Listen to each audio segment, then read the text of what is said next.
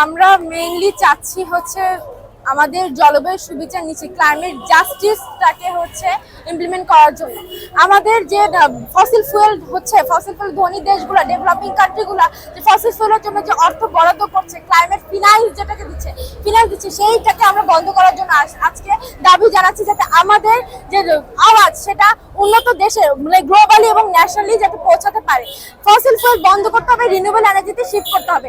আমরা দেখতে পাচ্ছি আমাদের নীতি নির্ধারকরা পলিসি মেকারসরা বলেছিল যে তাপমাত্রা বৈশ্বিক উষ্ণতা তাপমাত্রা 1.5 ডিগ্রি সেলসিয়াস রাখতে হবে, কিন্তু কোনোভাবে 1.5 ডিগ্রি থাকছে না, এটা থাকছে 2.5 এরকম। তো এরকম থাকলে কোনোভাবে আমাদের পৃথিবী শান্ত হতে পারবে না। এবং বাংলাদেশ যে six season country, there is no six season country, there is only two season country, summer and winter. তো এই সামার এন্ড উইন্টার তো আমাদের বাংলাদেশের বৈশিষ্ট্য না। অবশ্যই আমাদের রিনিউয়েবল এনার্জিতে শিফট করতে হবে এবং ফসিল ফুয়েল বন্ধ করতে হবে। এই দাবিতে আজকে আমরা আসছি।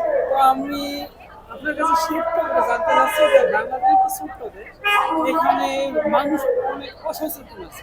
তো এই মানুষদের কিভাবে সচেতন করলে এই ক্লাইমেট চেঞ্জটা প্রতিফলন ভালো পাওয়া যাবে বলে আপনি মনে করেন?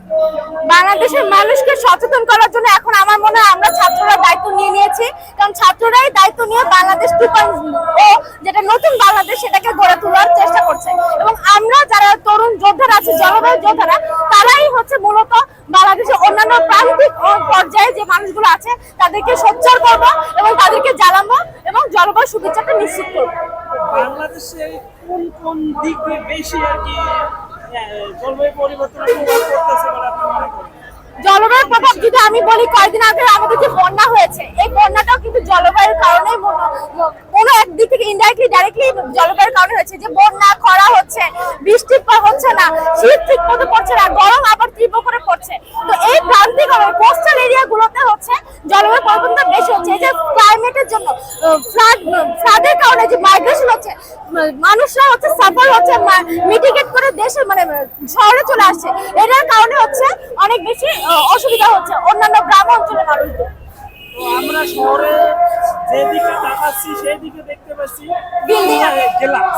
তো এই গ্লাসের কারণে কিন্তু অনেকটা জলবায়ু পরিবর্তন হচ্ছে, গ্রিন হাউস ইফেক্ট। তো এই বিষয়ে আপনি কি বলতে চান শহরের বাসিন্দা যারা আছে? শহরের বাসিন্দাদের জন্য আমরা এটাই বলতে চাই যে আমরা খালি ডেভেলপিং এর দিকে তাকালে হবে না। ডেভেলপমেন্ট দরকার আছে, অবশ্যই ডেভেলপমেন্ট দরকার আছে, কিন্তু ডেভেলপমেন্ট এর সাথে সাথে আমাদের নিশ্চিত করতে হবে যাতে পরিবেশটাকে সাস্টেনেবল রাখা যায় এবং পরিবেশকে সুরক্ষিত রাখা যায়। কারণ there is no planet A, there is only planet A. If we can't save this planet, আমরা সার্ভাইভ করতে পারবো না। এবং আমরা এমন না যে আমরা অন্য জায়গায় যে থাকবো, আমাদের এখানেই থাকতে হবে এবং এটাকেই বাঁচাতে হবে যেভাবে।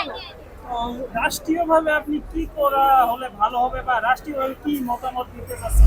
রাষ্ট্রীয়ভাবে আমরা এই মতামতই বলতে চাচ্ছি যে আমাদের যে পলিসি মেকারস আছে, যারা হচ্ছে বড় বড় জায়গায় হচ্ছে বসে আছেন, তাদের কাছে আমাদের এই অবস্থা তুলে ধরতে চাই যে আপনারা আপনাদের জায়গা থেকে হচ্ছে গ্লোবালি এবং ন্যাশনালি তুলে ধরেন আমাদের বাংলাদেশের যে সাফার হচ্ছে, রিজিওনাল থেকে কোস্টাল এরিয়া থেকে যে সাফার হচ্ছে, মানুষগুলো যে সাফার হচ্ছে, যে কারণে ক্লাইমেট চেঞ্জ গুলো হচ্ছে, সেগুলো যাতে মোকাবেলা করতে পারি সেই পদক্ষেপগুলো আমরা তরুণরাই বলে দিচ্ছি, অ্যাডভোকেসি আমরা তরুণরাই করে দিচ্ছি। শুধু পলিসি মেকারসরা পলিসি করে ন্যাশনাল এবং গ্লোবালি তুলে ধরবেন, এইটাই আমাদের প্রত্যাশা।